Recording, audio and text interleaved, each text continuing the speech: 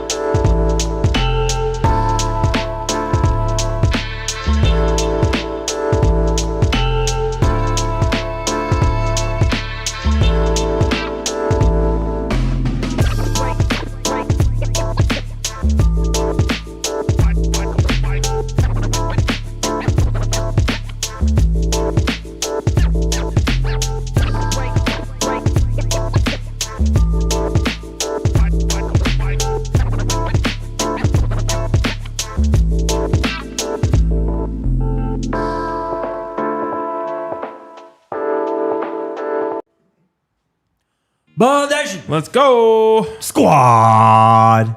Coming to you live from the DNVR studio. It's DNVR Buffs Live. It is Thursday. We're almost there. We're almost there. I'm counting down the minutes, the hours, the seconds. Bro, you know what's going to be going on a week from today, bro? What? The Hall of Fame game, bro. Oh, my God. No way. Yes, I know. That's like the beginning for real of football, bro. We really did. A week from today, bro, it's going to be a football game, an NFL football game on. You want to know my story from the Hall of Fame game? I would love to. I covered it when the Broncos were in it. And as everyone knows, the Hall of Fame game might be the worst display of football. Like actual football, America has to offer. For sure. Well, And CSU so exists. I'd had a super long week. Like, there's always Hall of Fame parties and, you know, having a lot of fun. And then also, like, my Airbnb, which was very far out of town because we needed to save money. I think it was like $39 a night in the boondocks of Ohio. And oh, Jesus. I was so tired. And I get to the press box for the game, and there's no coffee or any sort of caffeine in the press box. And I was literally dozing. Only time in my life, bro. I've been at this sporting event. Keep trying to keep my eyes open. I literally started taking walks around the press box. And then it was actually kind of electric because I think the Broncos won on a last-second pass from that quarterback from Stanford, Kevin Hogan, to Juwan Winfrey, who was a Buff. Let's go. So there you go. That's elite. Damn.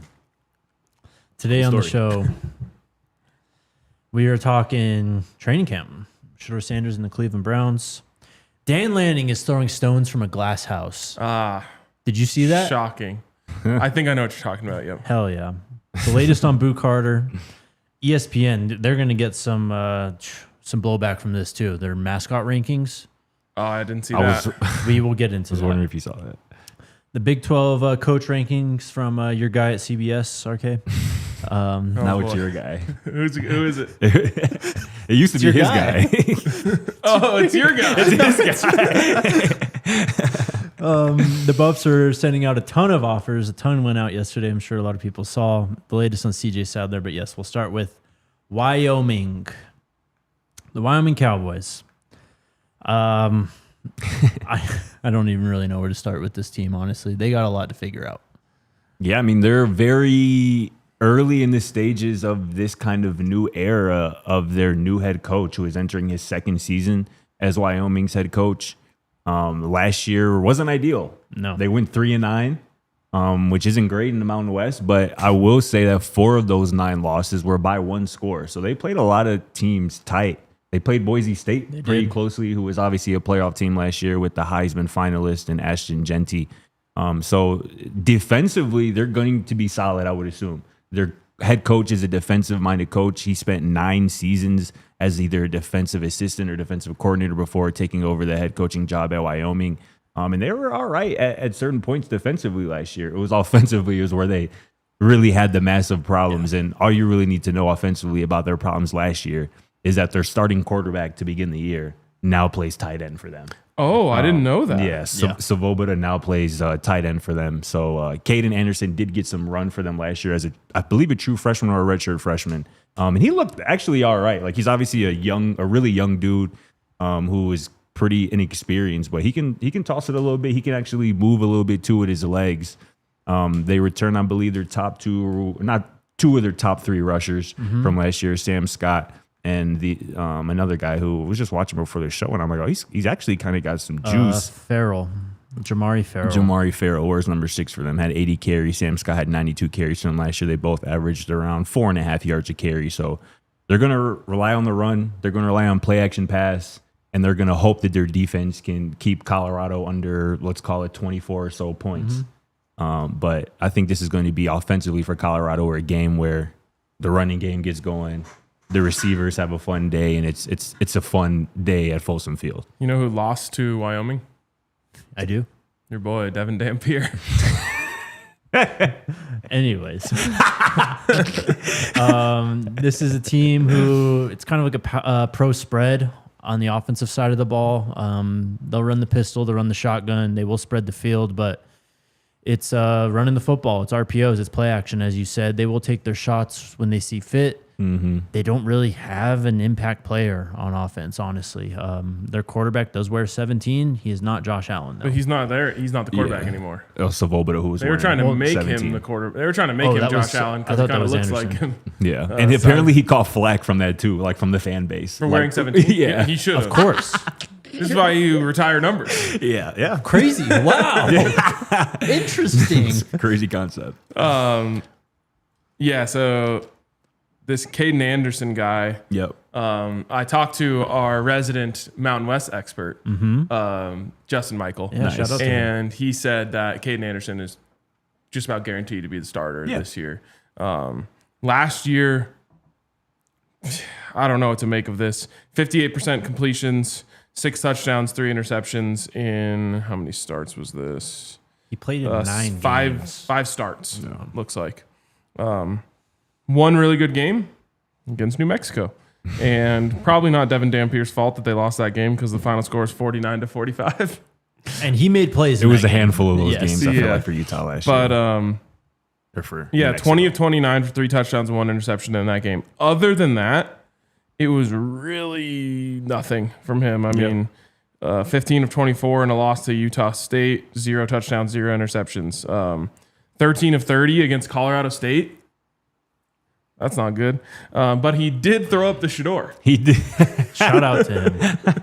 He ran in a touchdown in the third quarter to cut it to from 24-3 to 24-10 and threw up the Shedeur to the student section, which honestly had CSU vibes to me. That's what I was gonna say, bro. Based on the score, like it seemed like an ode to BFN. Him doing Yes! that. Like he was just looking BFN doing the too small, or Patone Bauta doing the first down celebration down like 35 points to Colorado. Oh, man, That you one's love a it. class. I feel like this is why you don't premeditate celebration. Exactly. You know he was thinking about that all week. He said, "If I get one, I'm doing it." It's not the time.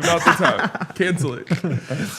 But I guess shout out to him for throwing up the Shedeur to the CSU fans. That's kind of funny to me. Anyways, very young player, but Yes. not much to make of what he did. He's a young guy. They did retain their OC, so I think they're going to look similarly offensively from a scheme perspective. Same coach, yeah. Yeah, exactly. Same too. head coach, retained the OC and DC. So, I think what you saw a lot from them last year is probably what you're going to see a lot from them early on. And I think we're going to learn a lot about Wyoming, the 2025 version of them early on.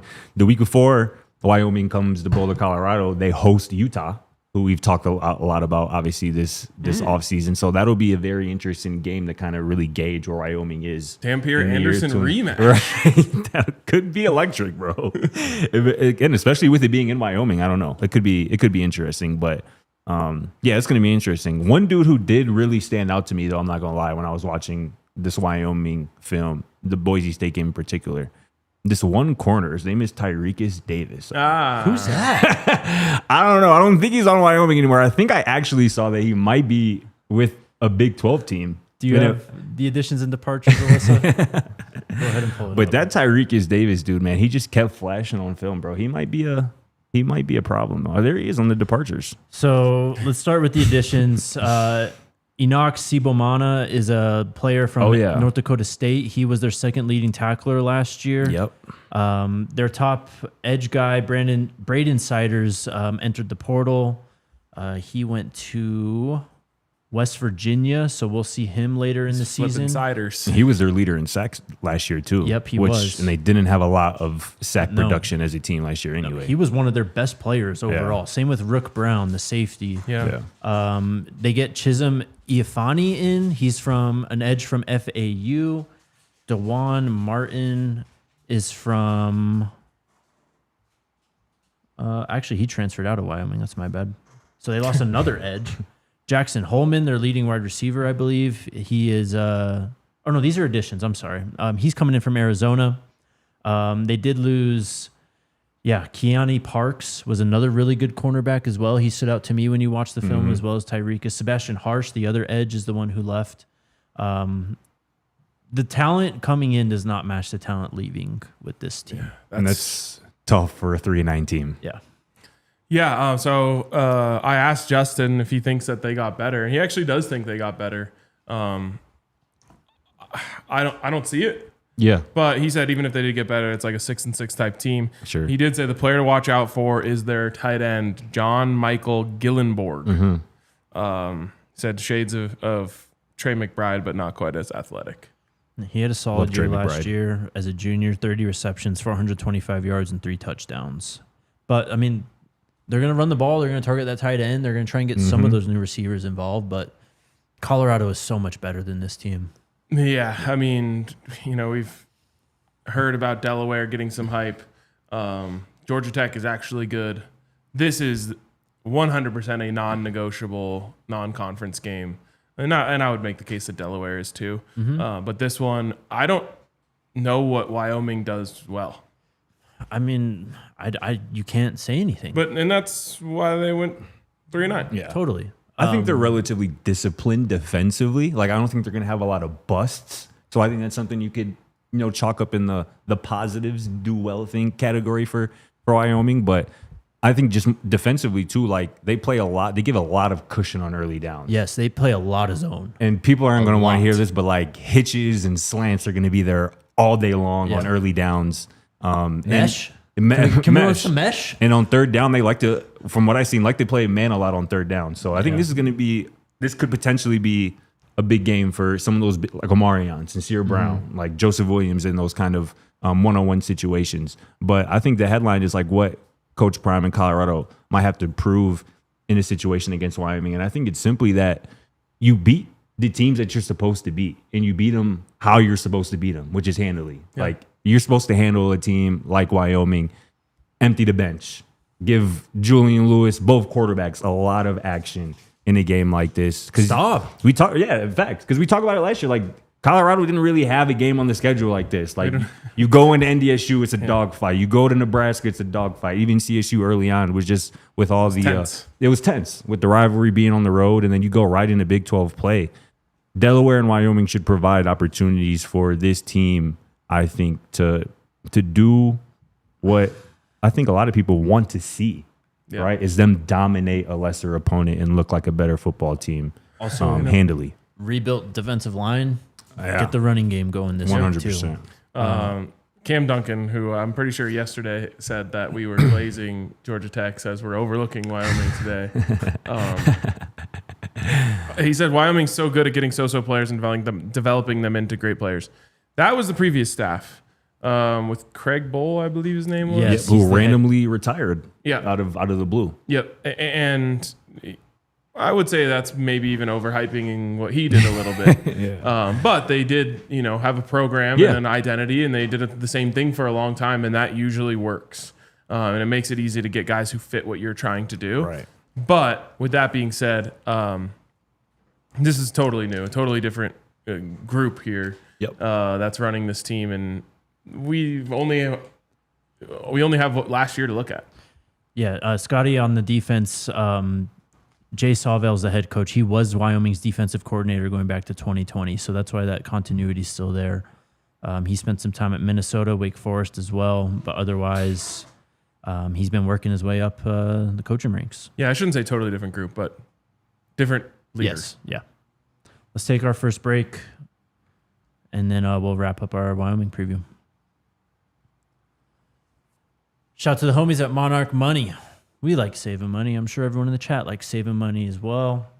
And it can be difficult sometimes when you just don't have it all simply laid out for you like they do at Monarch Money. It's like your own personal CFO. See where your money's coming in, where it's going out. Those pesky subscription plans we always forget about. They'll help you kind of get a handle on those as well. It's the finance tool that people actually love.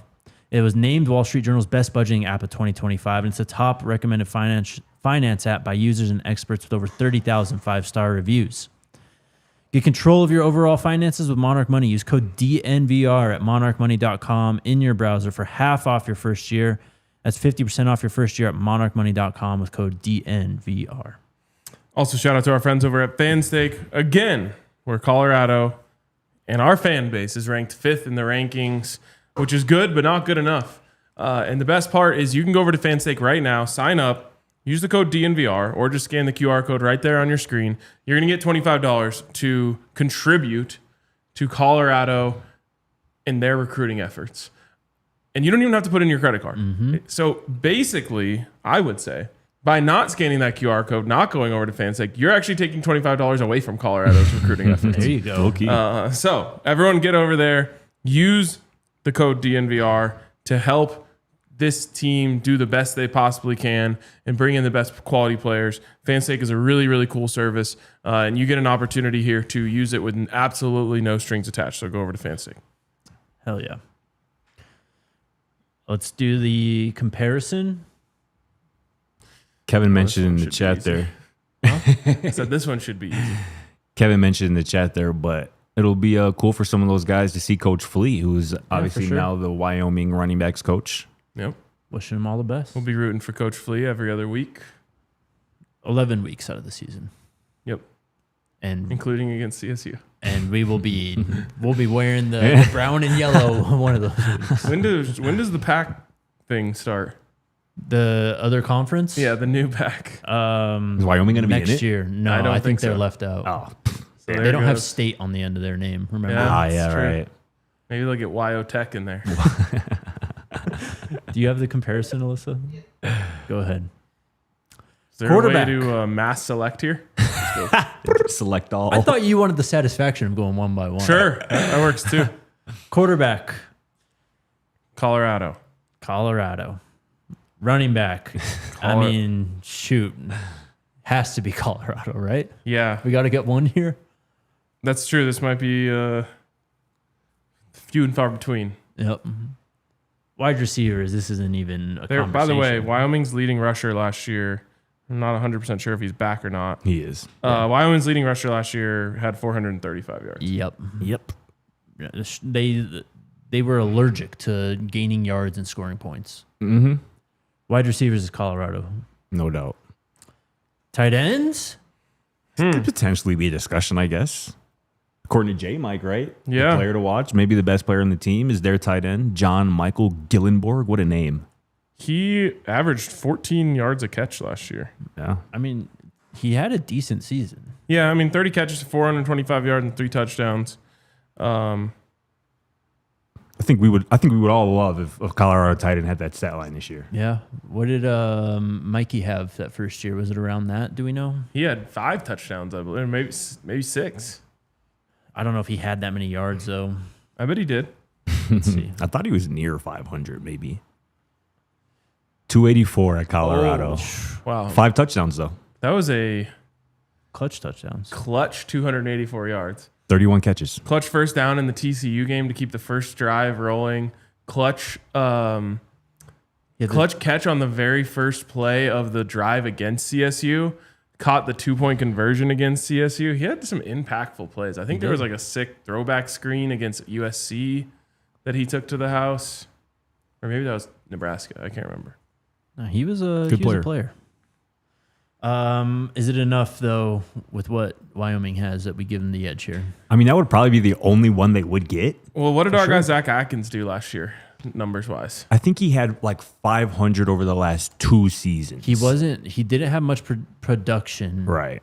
But he's different. He's a true Y. Yeah.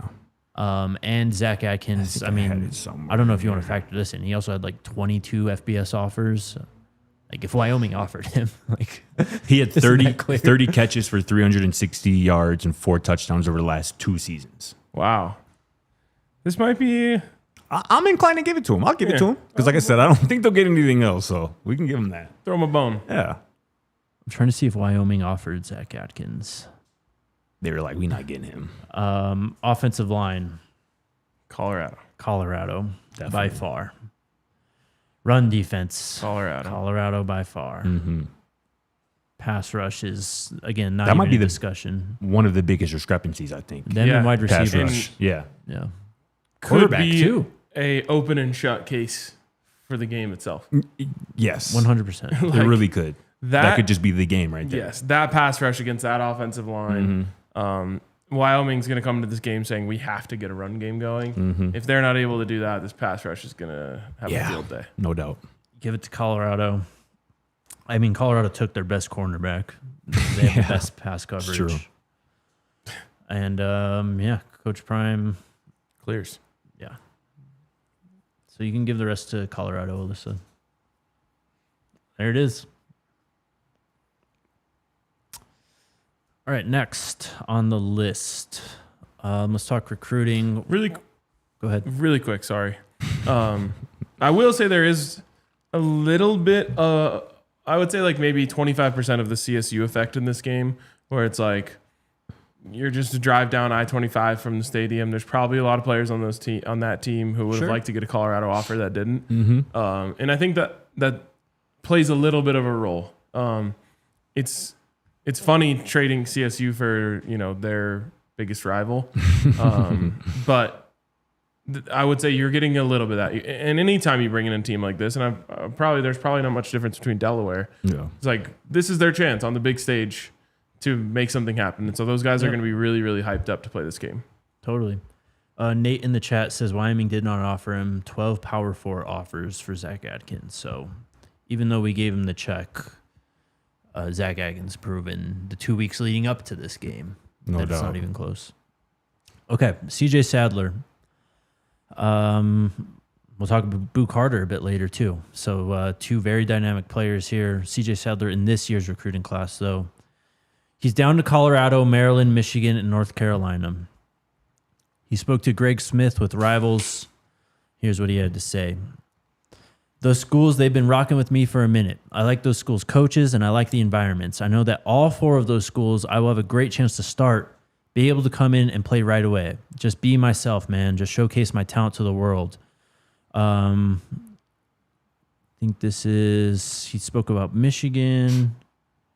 On NIL, he says, it's really just life after football and, of course, NIL.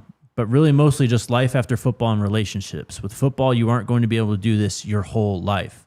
So just knowing that I can count on the university if I ever needed anything or needed to come back and do something for the university, just knowing that I got that sign of support at the university I choose, it's a family thing. On his OVs that he's taken this cycle, he said during the OV, you kind of get a script of things that you would do that day. At all those visits, I talked to the DC, OC, receivers coach, DB coach. That's kind of how it works for me. He spoke specifically about Michigan. It looks like he played in Michigan before he really got deep into his high school career. He knows Bryce Underwood. And then on North Carolina, he spoke about as well, just about Coach Belichick, Tom Brady. So we'll see. Nothing directly about Colorado, but they're in his top 4. Yeah, got a chance? Yeah. He said, I know at all those 4 schools, I will have a great chance to start. And if he wants to continue to be a two-way player, which is the type of talent that he has put on display, Colorado is just a place. I mean, this is somebody who just last month won the wide receiver MVP at a Rivals 5-star camp and playing receiver. And this is somebody who is damn near just as talented on the other side of the ball at defensive back. So I love that he was meeting with the receivers coach, the defensive backs coach at Colorado and whatnot, because that's clearly something that's important to him, his ability to continue to play both ways as long as he can. And I'm just waiting on, again, nobody is going to be the next Travis Hunter, but I'm waiting on that next recruit. Someone's going to try. Yeah, exactly. I'm waiting on that because it's going to happen. And I don't know if it's going to be in this 2026 class, but I'm willing to bet it's going to happen sooner rather than later. Totally. It's great comments. It said, why is it always windy in Wyoming? And then D Mills goes, because Nebraska sucks. Let's go. Do you think that Coach Prime is going to try to give someone two-way opportunities this year to kind of keep that brand alive? I mean, he went with the four guys in the Utah game? Yeah. No, the Oklahoma State game. Yes. And he made it a point right after that game Yes. to point out that multiple guys played both ways. That will, like, I think to keep that momentum, you kind of got to try to get someone out there both ways, even if it's just a little bit, whether that's Isaiah Harge or someone else. Do you think that, he makes a point to get Isaiah Harge some opportunities on both sides? To make a point, I don't know, but Isaiah Harge can do it, obviously. Mm-hmm.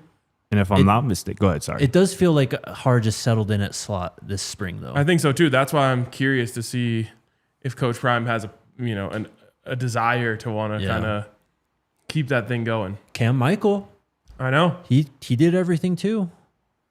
Yeah, I was just gonna say that Isaiah Harge, last week, 11 days ago, Coach Harge, Isaiah Harge's father, posted a video of Isaiah Harge working through some DB drills with the caption, staying prepared, two ways getting DB work in. So clearly he's still crafting at it, although we heard from this spring that they're going to focus more on Isaiah at slot, but he's still crafting at that defensive back spot. And yeah, I can see it, because if it's going to be anybody, I think it would be him this season. Yeah. And then a slew of offers came out yesterday to guys who are committed to other schools, as Colorado usually does. Yeah. First one I got is 3-star defensive lineman and current Kentucky commit Ben Duncombe, 6'5", 255. Hello. Big fellow. From Lake Travis High School in Austin, Texas. A fairly high-ranking 3-star, too. 935th overall player, 104th ranked defensive lineman. He says he's calling himself a 4-star, so he's expecting a big season this year, and he's ready to climb the rankings. He also competes in track and field. Yep. What's his position? It says D-line, but at 255, I mean, with that frame, I guess you project him as D-line. Yep. So, Yeah, he's a nice player, like you say, Kentucky commit, and that kind of seems to be the trend here lately. well, and only committed to Kentucky a month ago. And that seems to be the trend here lately of guys who have like committed recently Yep. to their school. I mean, here's another one here that Crazy went out. spelling, by the way. Yes. It kind of is, yeah. It really is. There was another one that went out yesterday. A San Jose State commit, 3-star offensive tackle, 6'5", 300 pounds. From? Josiah Manu from Loveland, Colorado. Again, committed to San Jose State July 1st. So 3 weeks ago. And Colorado got in on him yesterday. A pretty, solid offer list. Obviously committed to San Jose State, but offers obviously just picked the offer from Colorado, offer from Arizona, Washington State, some others as well. And I just feel like the recruiting staff is realizing that their time is quickly and rapidly approaching. Oh, they know. They know. Because what is the biggest draw for Colorado recruiting when it comes to football? And I think we would all agree it's that game day experience. Yep. Well, it's Coach Prime. But yes. Sure. The biggest card you can play is the game day experience. I guess that was more what I was saying, because yes, obviously Coach Prime is the top of that. But yeah, I mean, this is the time where it's rapidly approaching. Like, people want to see what it's like, and especially I like you offer a kid from who's going to San Jose State. Of course, he's going to be like a kid who's committed to Kentucky. You know what I'm saying? The bottom of the barrel, not bottom of the barrel, but lower tier in the SEC. Like, that Colorado offer is going to open some eyes. And a lot of these cases, like when that Colorado offer comes in for some of these guys, it's their best offer. clear. So Joseph Manu, his case, obviously committed to San Jose State, has that offer. Offered by Wyoming, offered by Fresno State, Portland State, South Dakota, Wazoo, Arizona, and Colorado. Yeah. this is the time because the games start soon. It's about 36 days away from week 1. And that's where I think Colorado does its most damage in the recruiting. You can get these kids on campus because when the summer visits are a little weird, right? Because you want to be around the coaches and the players and see how things actually are day to day. But summer workouts are different. And a lot of times players aren't even in town. Right.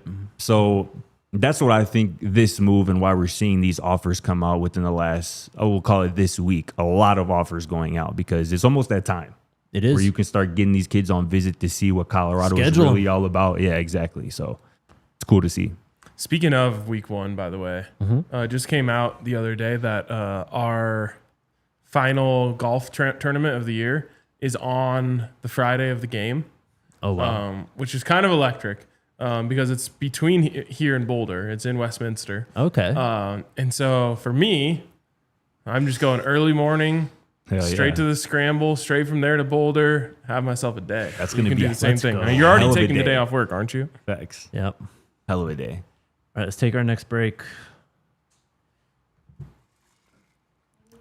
And shout out to the homies over at Toyota. our Front Range Toyota stores. Shout out to the squad at Toyota, man. Hey, I was, we talked about it a little bit yesterday, but a couple of days ago, I drove up to Boulder with my sister who was in town visiting. And yeah, man, going up those mountains in my little Nissan is just not the same as going up in your Toyota, bro. The ride was just not as smooth. And in that moment, I'm like, yep, Toyota is going to be my next vehicle because Toyota is just the car for comfortability, a smooth ride, whether you're, again, going up some hills, some mountains, or just driving around this city. Toyota is the vehicle that you want to be in. And Toyota also currently offers more low and zero emission vehicles combined than any other automaker. That's because Toyota cares about the earth and the environment. There are 16 different hybrid vehicles to choose from, like the Toyota Tundra iForce Max hybrid truck. Toyota SUVs take command on the road, on the trail, so you can explore the road less traveled without sacrificing those smooth city rides in SUVs like the RAV4 and that Grand Highlander, which is just so smooth. So visit your Front Range Toyota stores at a location near you. AutoNation Toyota, Arapahoe and Centennial, Corwin Toyota in Boulder, Groove Toyota in Littleton, Mountain States Toyota in Denver, Stevenson Toyota East in Aurora, and Stevenson Toyota West in Lakewood. Toyota is a proud partner of CU Athletics. Shout out to Toyota. Also, shout out to our friends over at Cake Mortgage, where they're making it possible to get a loan for a home, even if you don't have a conventional job. Let's say a regular job that's, I don't know, all your income's just on a W-2, just readily presentable. You have one document that you can show a bank and get approved for a loan. We've had folks here at DNVR who've kind of run into these struggles, right? I mean, when this company was coming up, especially, there's not a lot of proof of income at those times. A lot of guys are doing, freelancing jobs at other places and all kinds of stuff to, bring in some bread. But banks don't like seeing that stuff. They want, the clear W-2 documents. That's where our friends at Cake come in. They can get you a loan for a home, even if you have some type of unconventional income. And people here at DNVR can stand by that as well. So if you've always dreamed about owning income property or you're building your real estate legacy, call 1-800-EAT-CAKE or head to the link in the description because life's better with Cake. Cake Mortgage Corp, Equal Housing Lender, NMLS number 173623, licensed in Colorado by the Division of Real Estate. Terms and conditions apply. A couple more things here on recruiting. We talked, I think this was yesterday, about DeMonte Timms and him considering other visits to schools according to at least rivals. Mm-hmm. DeMonte, a.k.a. Chico, was pretty active on Twitter yesterday, if you peeped. And what he was doing was recruiting, trying to recruit for Colorado. Huh, interesting. That Ben Duncombe that you just got talking about, the 4-star defensive lineman, DeMonte quote retweeted his offer post saying, "Bring him home, CU fam." And that was his second kind of recruiting post of the day. Earlier that day, Brian Hamilton, a 3-star wide receiver from Tampa, Florida, also picked up an offer from Colorado. And DeMonte said, "Bay to Boulder? ? Bring him home, CU fam." So DeMonte is out here recruiting for CU. And this was another guy who I just mentioned, Brian Hamilton, the 3-star receiver from Tampa, committed to Pitt just about a month ago, about 4 or 5 weeks ago. Offers from, like I said, Pitt, Arizona. And this might be another situation as I pull up the entire list where he's got an offer from Duke, K-State as well, Wisconsin. But it's another, I think, one of those cases where Colorado looks like one of the best, if not the best, offer on this young man's offer list. So keep an eye out on Brian Hamilton as well. And it's good to see DeMonte Chico Timms out here recruiting for the Buffs. Love it. Feels like he's trying to send a message that he's locked. Yeah, it seems that way. All right, let's talk Boo Carter. I just saw this. This is from Sarah Blake Cheek. She covers the SEC for VIP belt. Bro, I'm just reading names. What do you want me to do? I was laughing at Scotty's face. She covers college football. I don't know what is going on here. I'm trying to make sure I'm not getting clowned. Don't get sacked, bro. Don't get sentelled. Could be cheeky. I think this is a real account. She said sources say Boo Carter is out at Tennessee. Okay, what's the account say? What's the bio? I mean, the bio is what's like tripping me out because crazy amount of followers, though. She does, but like, this is what she covers for? I don't think that's legit. See, I don't know. Anyways, there's this. What's the at? See, here we go. Sarah Cheeky 1. How are we spelling Sarah? But she's got like videos on her page, like talking about ACC coaches and stuff. Like, I don't even know what's going on. Traditional spelling? Yes. Anyways, there's this report from On3 aggregated it, but it's from Knox News' Adam Sparks. Non-traditional spelling. How's that non-traditional spelling? Yeah, S-A-R-A? I think H on the end is the traditional way. Anyways, go on. Make a poll in the chat, please. Make a poll in the chat. What is the conventional way to spell Sarah? With or without an H? It's obviously with. Thank you. Thank you. But we can open it up. The chat might feel different. I feel like S-A-R-A is the most like basic way to spell it. Well, it is more basic. It's just not the most common. Yeah. Anyways. What's Sarah Cheek talking about, bro? Anyways, we're talking about Knox News' Adam Sparks, who was reported his status with the program is, quote, uncertain. Sounds about right. Okay, so can y'all chill? You asked for it. I'm trying to get through this, Jesus. So here's what Josh Heupel, he met with reporters on July 29th, or he scheduled to meet reporters on July 29th. That's in a few days. Mm-hmm. December, Carter announced he would be back at Tennessee in 2025, despite speculation he would enter the portal. I'm sure if you guys saw that, it was all over Twitter back then too. Nico Iamaleava, he had a messy kind of exit out of Tennessee. Yeah. That was due to NIL. But anyways, there's a real chance that Boo Carter is not playing for the Tennessee Vols anymore. Come home, Boo. That's crazy, dog.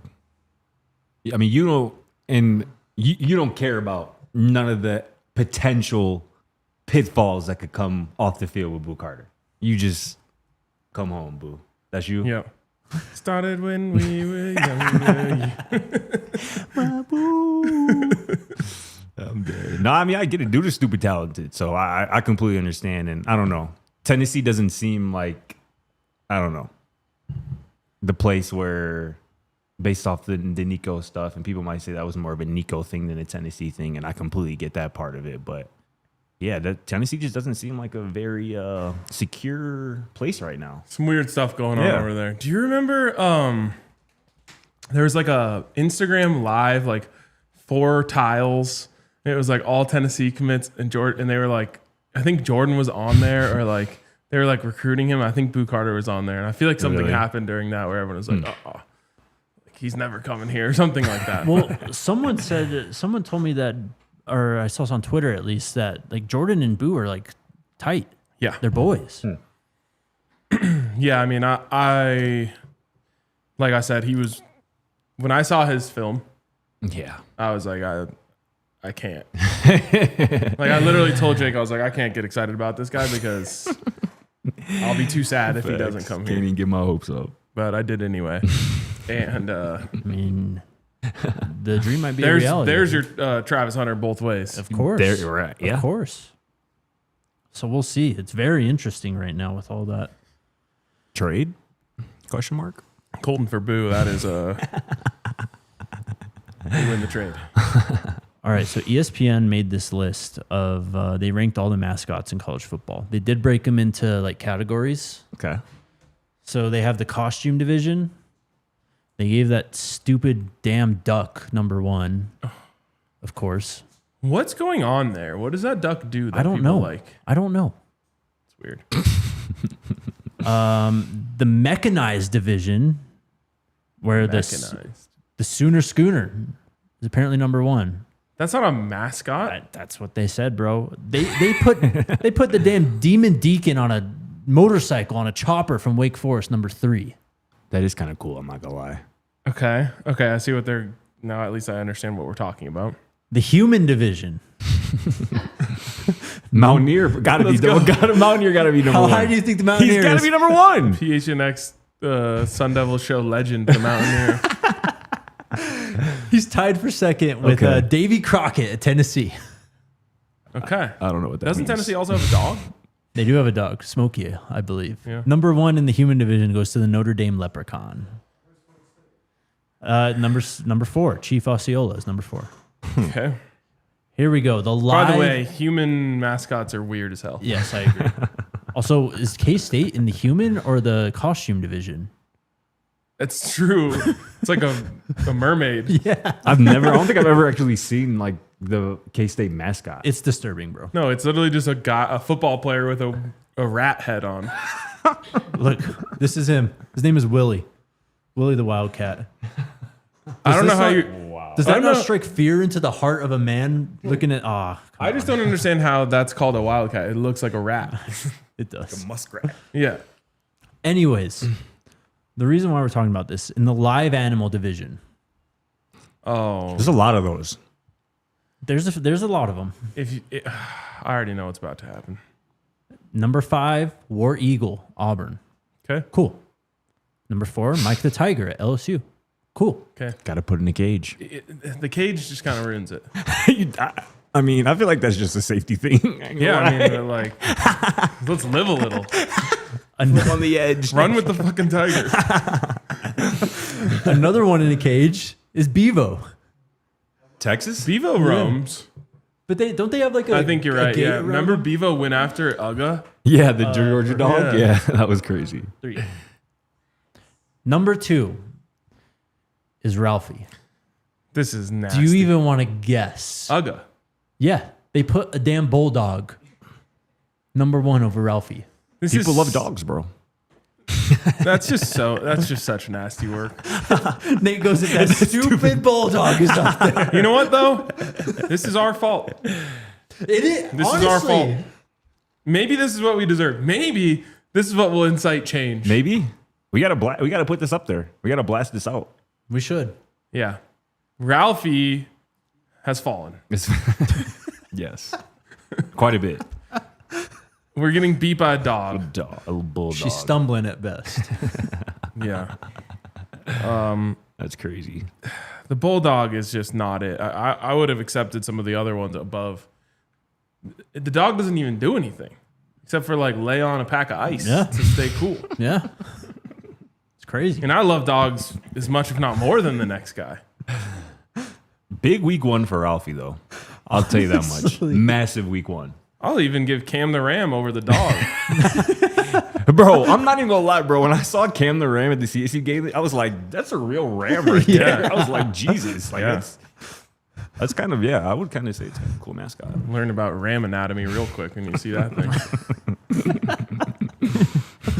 All right. Dan Lanning is throwing stones from a glass house. You ready for this quote? I don't know. He was asked about tampering issues in college football. And he goes, play the game the way it's supposed to be played, but there have to be consequences to those actions. If there aren't consequences, there will be issues like that.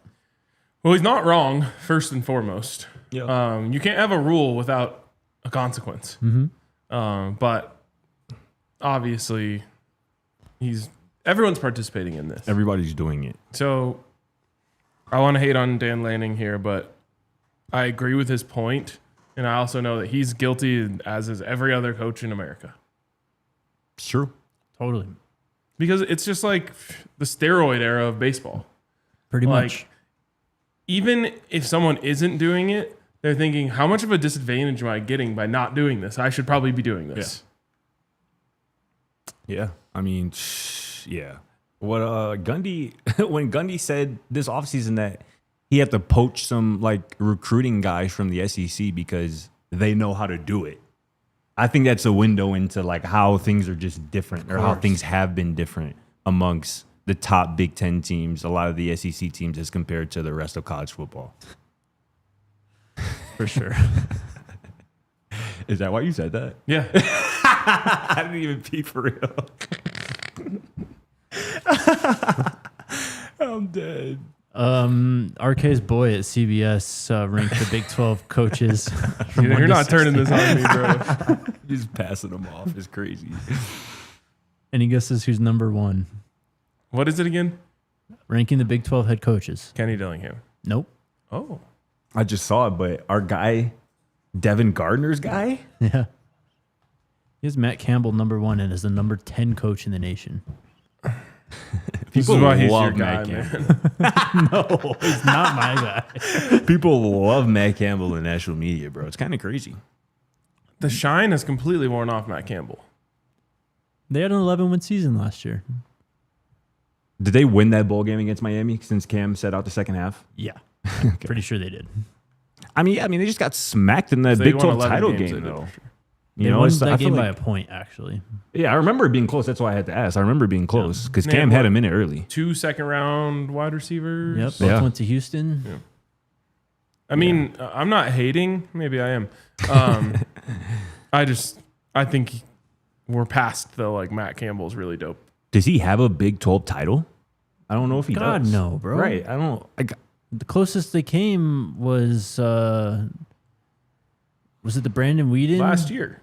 Well, last year for sure, but did Brock Purdy even take him to a title game? I don't think so. I feel like they were like consistently like 7-5, 8-4. Like I remember they had Brock that Purdy big years. upset over the Oklahoma State team with Justin Blackman and Brandon Weeden. That ended their hopes. Yeah. I don't think it did anything for them. That's forever ago, though, right? I mean, that was literally 13, 12, 14 years ago. Yeah. Kyle Whittingham is number 2. By the way, they were good last year for sure. Yes, they were. I just feel like a lot of people just grade him on the scale of like, wow, Iowa State shouldn't be good at football, and like they're actually decent. So like they give him a lot of credit for that. Kyle Whittingham's number 2. Chris Kleiman's number 3.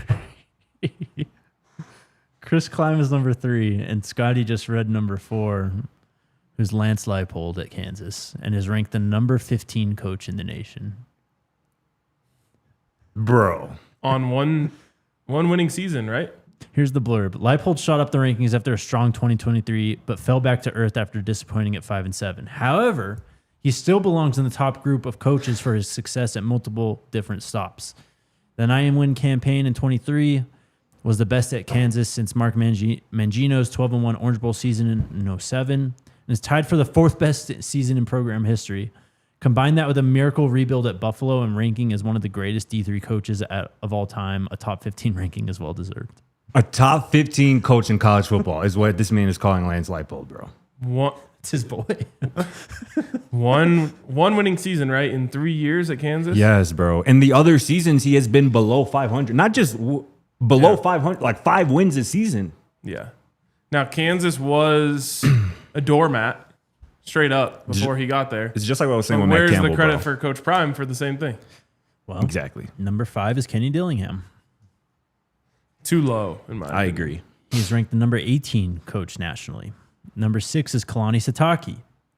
He's Too low ranked for me as well. the number 26 coach in the country. So he thinks the Big 12 has 5 of the top 20 coaches in college football. Even the bottom ranked Big 12 coach in this list is ranked number 66 nationally.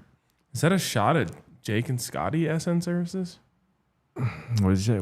All right. He can't be talking about us. Number 7 is Shedeur Sanders. He's ranked the number 33 coach in the country. Too low, but better than I think this would be on other lists. Yeah. Gundy follows him up one spot behind in the national rankings as well at number 34. Sonny Dykes, one spot behind him at 35.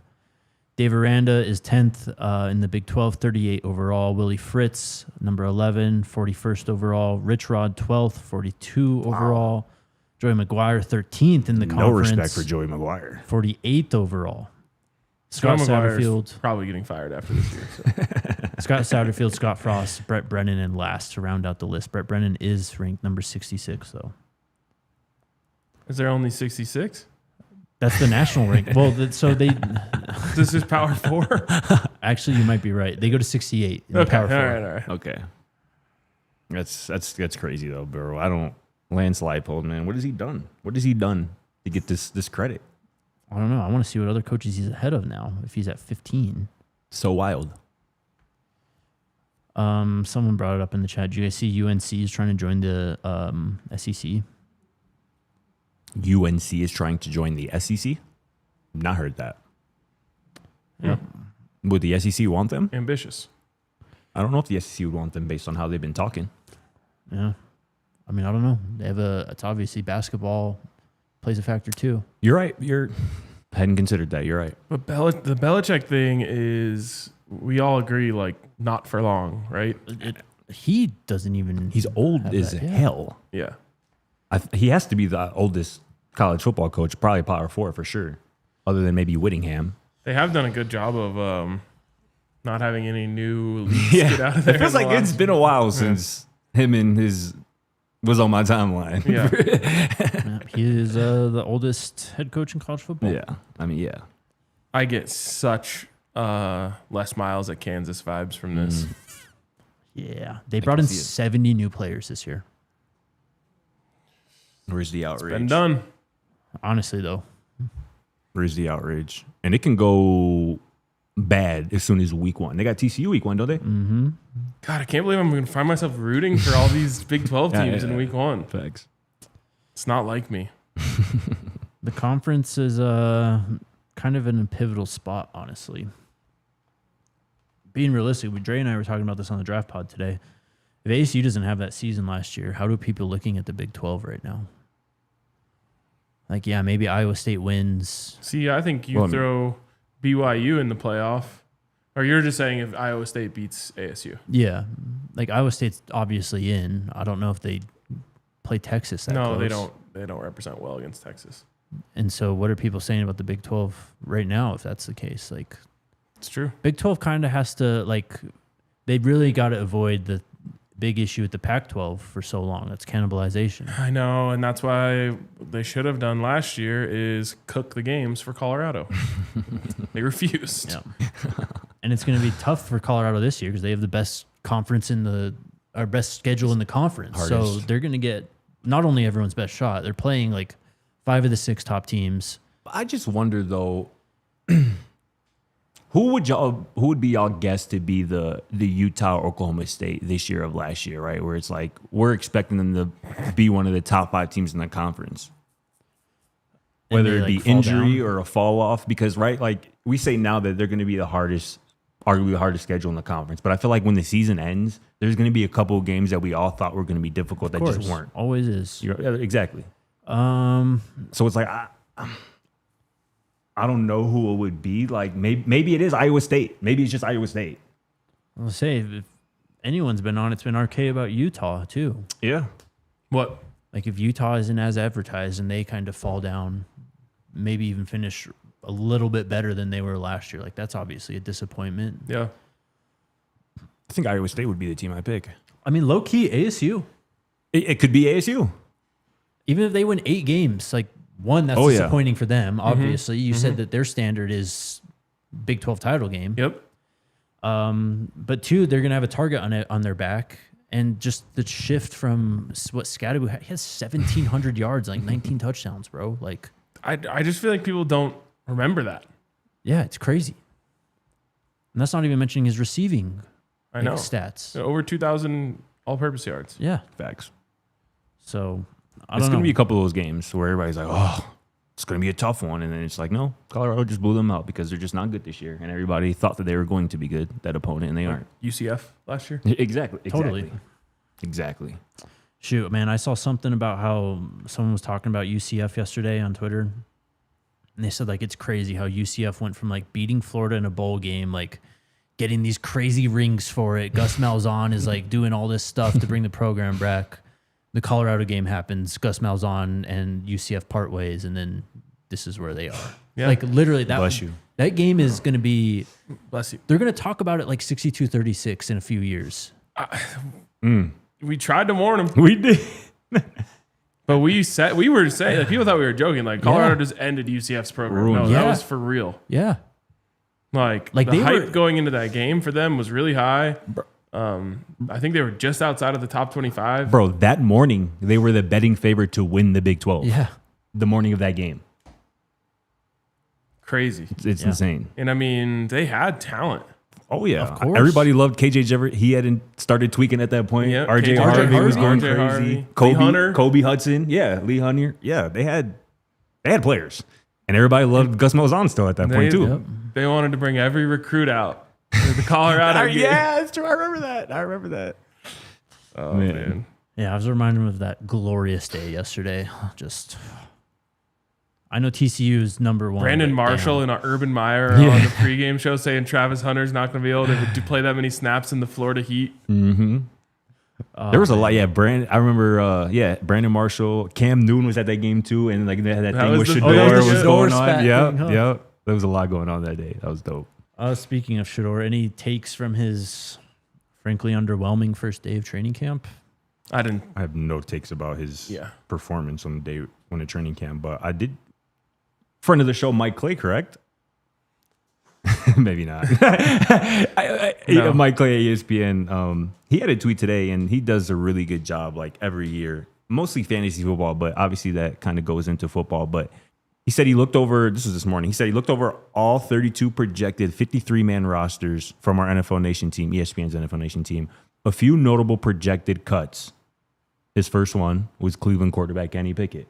And I think that is what's just going to happen, right? Exactly. That's what we've been trying to tell people. Like, that's what's going to happen. That'll be a 3-man quarterback room with Flacco probably as the week 1 starter.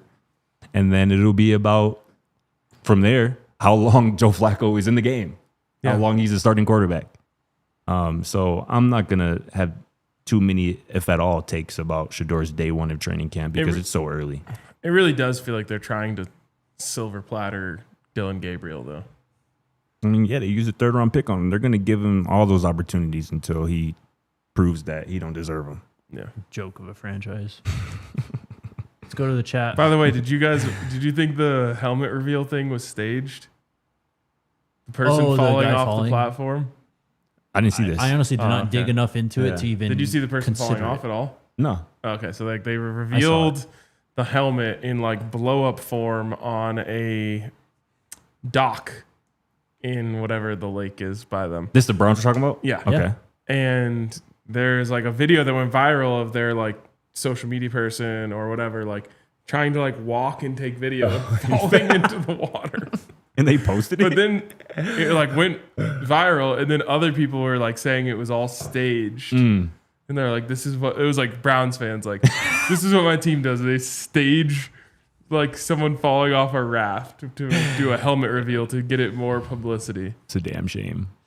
Oh man. Go Bugs is mentioned in a different kind of way, but like when I watch Dylan out there, like bro just looks so small. Yeah. Like so tiny. Like I just don't see that type and we don't see that type of frame lasting in the NFL at the quarterback position. We just don't. Yep. We're going to overtime. If you're watching on your television, head Reminder over to that I have another show in DNVR.com. 5 minutes. Oh shit, that's right. I was gonna try and pull up the video. All right, super chats. Or first off, Sam King, RK. Are there any golf tournaments that DNVR puts on that viewers can enjoy? We actually did back in the day do one, but it was a production nightmare. So that would be fun to do something like that again. But we'd have to make it a little easier on the production crew. Mark with the super chat. Any updates on Legacy Hall? Have they put up all the trophies from Trav and Shedeur on display yet? Would have been a great viewing for recruits. I have not seen it. There was an update on Legacy Hall from Rick George on our show at Big 12 Media Days. And then someone here also ended up taking a tour of Folsom in the facility, and they said they walked through Legacy Hall. There's no trophies out yet, but they said they saw where the 2 Heismans are going to go. Sick. Someone here? Yeah. Okay. Sick. Don Peasy says, in my most archaic use of punning, now that Carter said boo to Tennessee, do you think Prime will take him back after he ran that mouth about coming to see you only to take Tennessee's Scotty Deep Pockets? Hashtag run that mouth. I love that ran that mouth was capitalized, bro. Like it's like a proper noun. I do remember he said something. That's what I was trying to bring back from that Instagram Live. He made a little cheeky little comment. Yeah, I think that we would take Boo Carter. Big Beats Franklin says, random SDP, been meaning to ask this for a while. Does anyone get the reference of One Love tag that you put on the end of Raising Cane's ads? That's a fire question, but it's really for y'all. Do y'all get it? When I read my Raising Cane's ad, at the end it says One Love, and I go One Love. Y'all know where that's from? No. It's not the Bob Marley song? That's exactly what it is. Oh, okay. You know. I guess I knew. Hell of a question. And then Don Peasy, just a super chat to neutralize East Coast Kevs yesterday. The king is back. Welcome back, Don Peasy. I would have read that like X. Let me find out East Coast Kev got him a little acronym, a little abbreviation. That's fire. Eck. All right. Yeah. All right. We're out of here. We'll be back tomorrow. Just Scotty and I. You're gone? Are you gone tomorrow? Yeah. Okay. Sorry. He'll be back next week. We'll see you guys tomorrow. Let's go Buffs. Go Buffs. We all silly like the mayor.